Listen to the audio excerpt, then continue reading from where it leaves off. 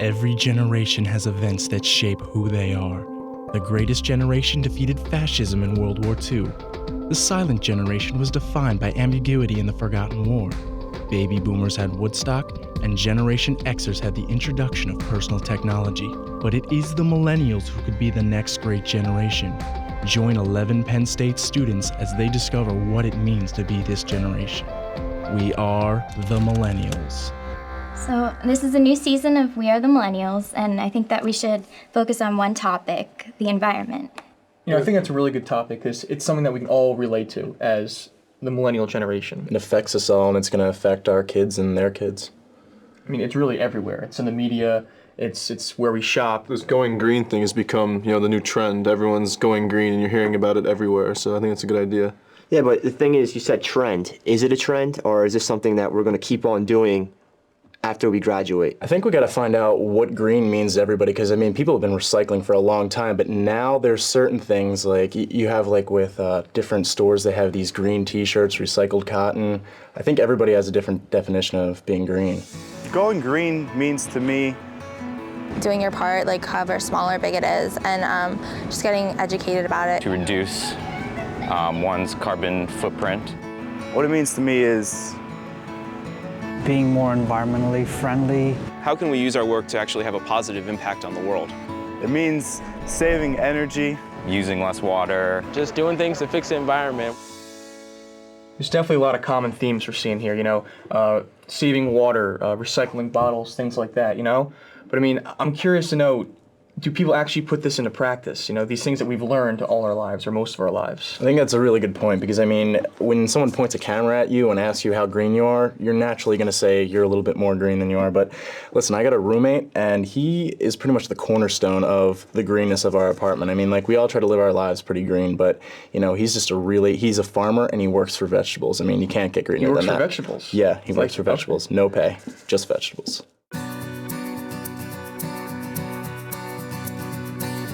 I work on the farm here a couple days a week, and so I get all my produce and most of the food I eat locally. It's all organic. When I can't get it here, I go and buy the most local food I can. So that cuts down on all the emissions from food traveling thousands of miles. I reuse first. If I can't reuse, I recycle. I try to do little things, be as energy efficient in all the things I do. Turn off lights, turn off my computer when I'm not using it. Use electronics as little as possible. I don't own a car, so I bike everywhere I go. Go to the grocery store. I try to use canvas bags, or if I forget them, I just don't grab a bag. So I cut down on as much waste as possible. My name's Jeremy Binney, and I'm a millennial.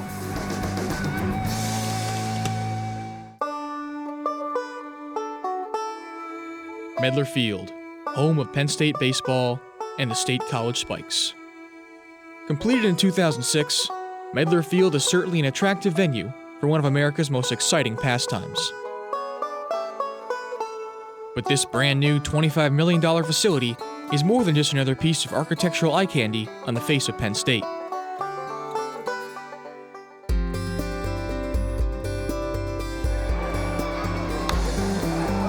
Early on in the planning process, it was decided that this new field would be unlike any other baseball facility in the country.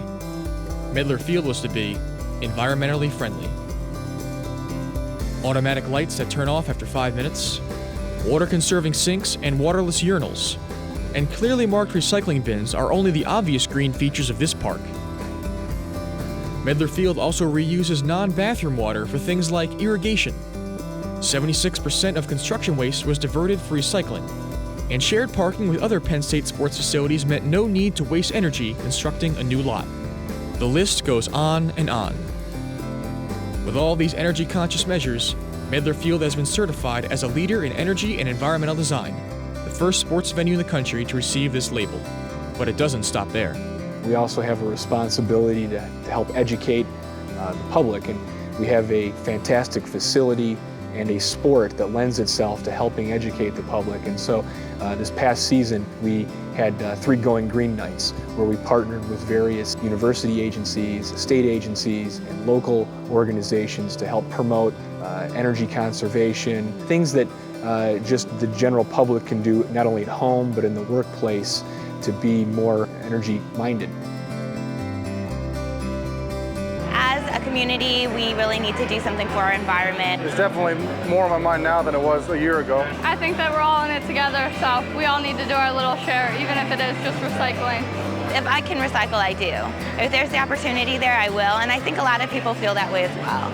And there's no way that we can keep acting the way we are now. If things are just getting worse every day, then years and years it's just going to be out of control. I think that every company should be doing anything that they can to help out in any way possible. So I think that companies should start taking a larger part in trying to help the environment. It's a matter of trying to become as educated as possible and then taking that education and applying it to our operation. And so we're not going to stop until we become as environmentally sustainable as we possibly can with this facility.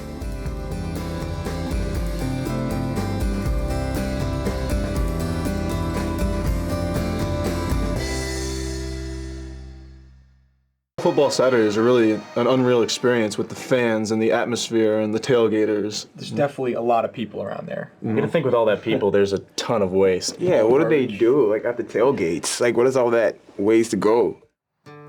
Beaver Stadium, nicknamed the greatest show in college football. Every home football Saturday, more than 100,000 screaming fans pack the country's largest stadium to cheer on the Nittany Lions. Under legendary coach Joe Paterno, the Lions are a perennial top 25 team. And when it comes to tailgating, Penn State fans have made Happy Valley one of the nation's best tailgating spots. With so many tailgaters in one area, the amount of waste produced is overwhelming. The need to recycle this trash has led to the formation of a new club, Staters. Staters stands for Students Taking Action to Encourage Recycling. And we are a new student organization here on campus at Penn State.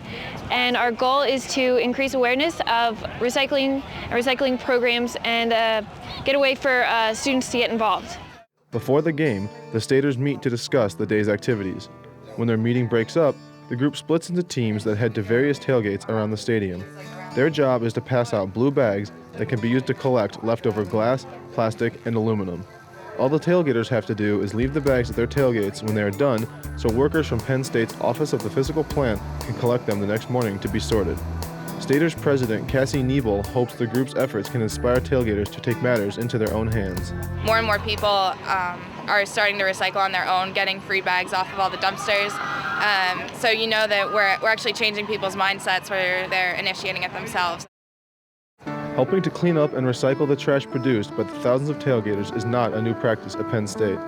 Since 1995, students from different volunteer organizations have been sifting through the waste as part of the Beaver Stadium recycling program. In the program's 13-year existence, volunteers have raised more than $500,000, which they then donate to local charity. But the Staters have taken the program to a new level. In 2007 alone, the money raised totaled $8,000 and was donated to the Center County United Way. Staters faculty advisor Al Matusovsky believes their efforts have made a huge difference.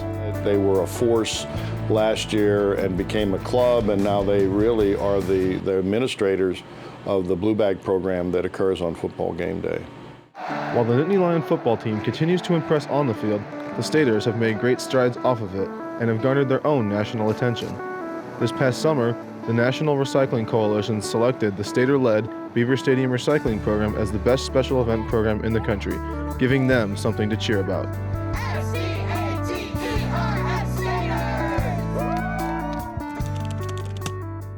So did you know that not all plastics are recyclable? Yeah, and actually, Penn State is experimenting with a new type of renewable energy where they take these non-recyclable plastics and they turn it into plasto-fuel. Are these really, like, usable? Like, can you actually make energy from plastic? Right now, it's in the basic, experimental stage, but hopefully someday they're going to be able to use this to generate electricity for your home. It could take the place of windmills, water power. So it's a very cool idea, I think. And, it also helps. Plastic is very, wasteful. So I think it'd be a great idea if we can find a way to take that into something better. More than 100 billion pounds of plastics are manufactured each year. The need to find a use for these plastics that cannot be recycled has become more important than ever. Researchers at Penn State's Center for Plastic Culture think they have found one. Plastofuel is the waste plastics, agricultural plastics, or consumer plastics that are thrown away that aren't recycled. Not only are their efforts removing consumer plastics from landfills, they are compressing them down into nuggets, or pellets that can be used to supplement or possibly replace existing fuels. These nuggets are then fed into a prototype machine which burns them at 2,000 degrees. The high temperature combustion ensures that the plastics will burn cleanly with minimal emissions. The energy from this machine can then be used to heat the ground and interior of high-tunnel greenhouses. Although the burner has yet to pass the Environmental Protection Agency standards, researchers at the Center for Plastic Culture remain optimistic it will, and that they will be able to turn plastic trash into energy treasure.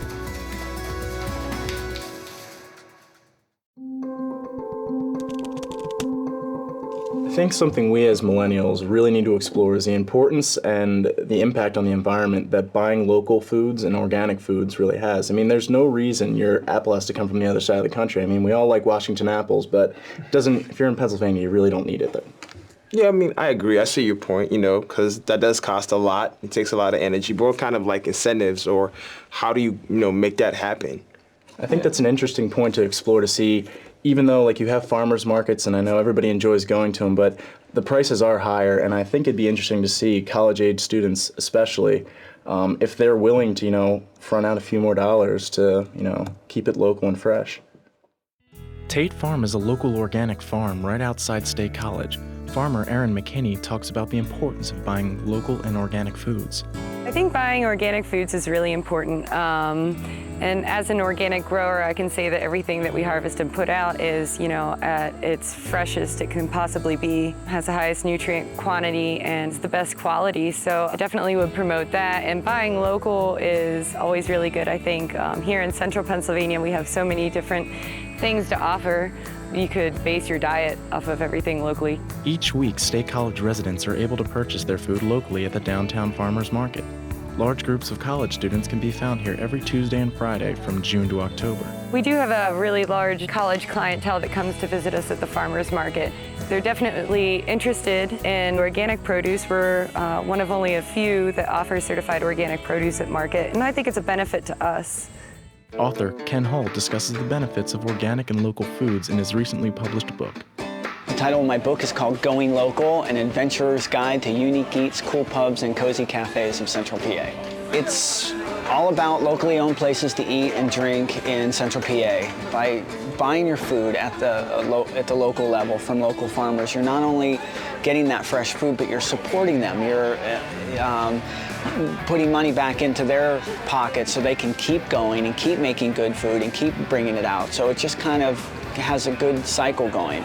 Student budgets don't always allow for the frequently higher cost of local and organic foods. As a college student, it's kind of tough for me to go out to local farms and purchase the food since I don't have a car and I don't have the sufficient funds, buying textbooks, helping pay for tuition. I worry about the environment and stuff like that, but I just think, I'm worrying about what I need to do right now instead of worrying about what's going to be happening in the future. Honestly, it can be hard to buy all my stuff locally because it can be a little bit more expensive, but I want to see local farmers, I want to see local business people survive. What I would say is to just be patient, kind of suck it up and spend a little bit extra money because maybe someday it'll come around to where there is no more big chain stores and everything will be local and things will calm down and everybody will be healthier and happier and it'll be a good thing at the end.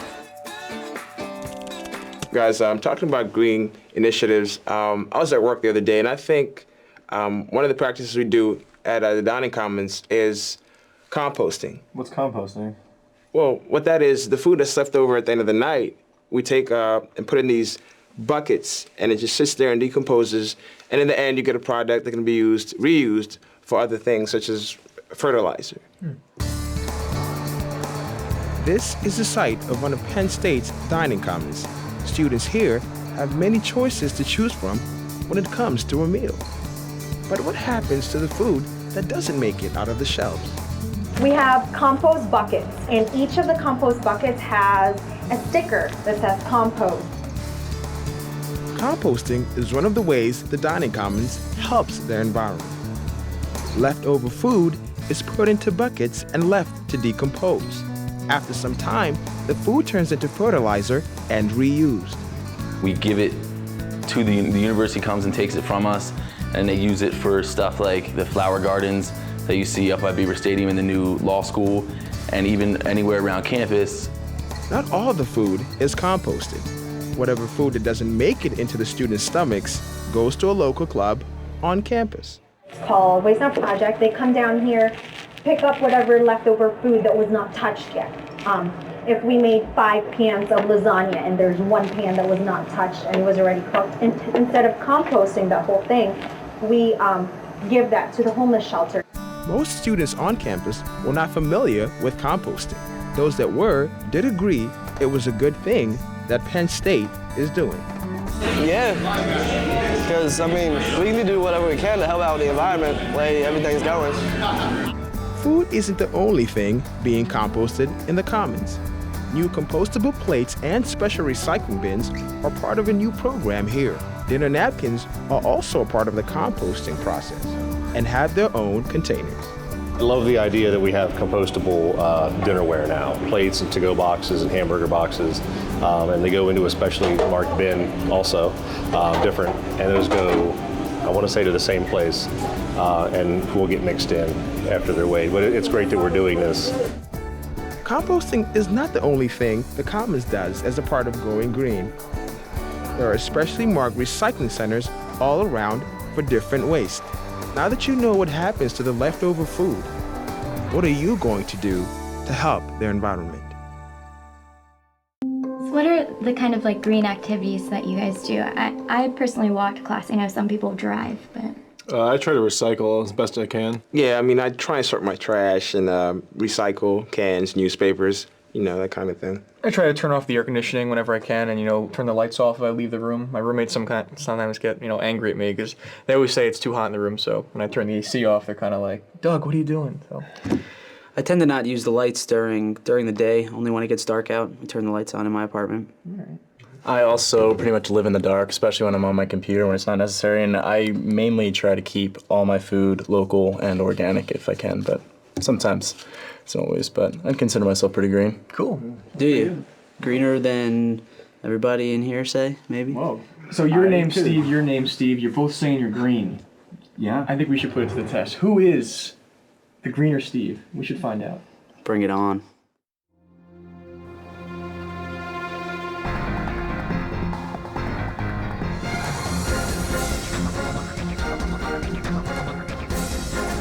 All right, Steve, let's say we get this friendly competition on.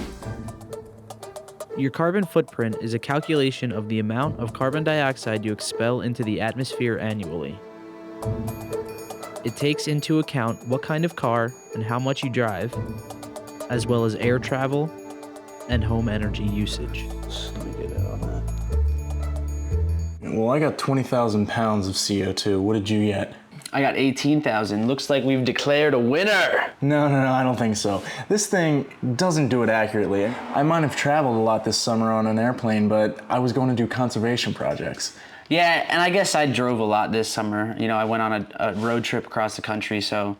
I think we have to find a more accurate way to do this. Why don't we take it and see what we do in our daily lives? All right, well, what do you do at your apartment?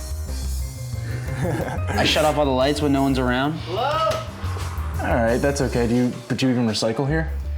Not here on campus, I do. I don't know how you can be that green without recycling. I mean, like, the whole lights off thing is good, but man, I had a party last year for the Earth Hour, no lights at all. I'm wearing a green shirt. Oh, yeah, well, that phone's green. All right, well, I think it's safe to say I might be the green of the Steves. I might not be the greenest, but I think there's things we can both do in our normal daily lives.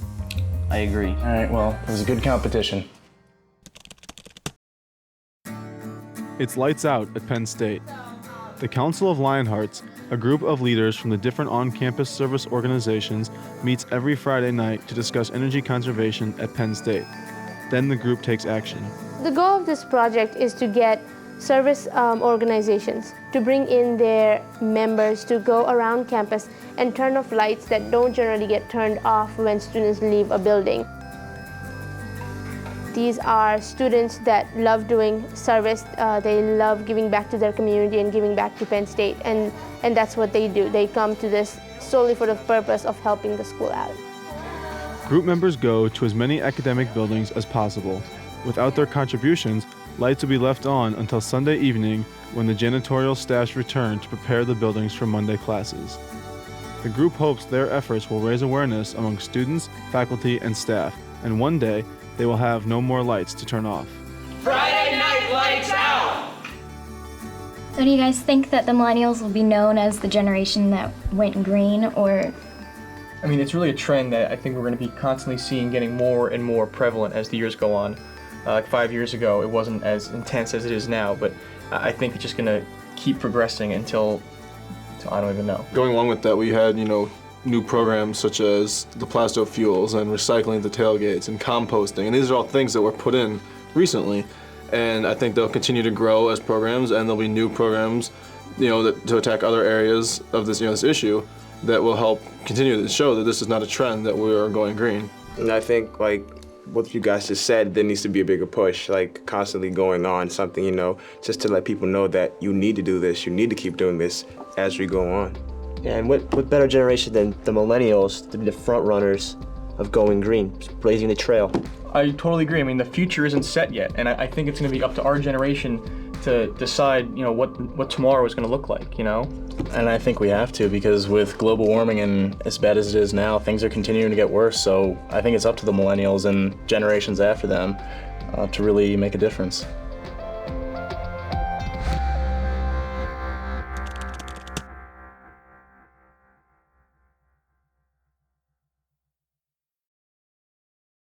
A copy of the program you've just seen can be purchased through Penn State Media Sales at mediasales.psu.edu or by calling 800-770-2111.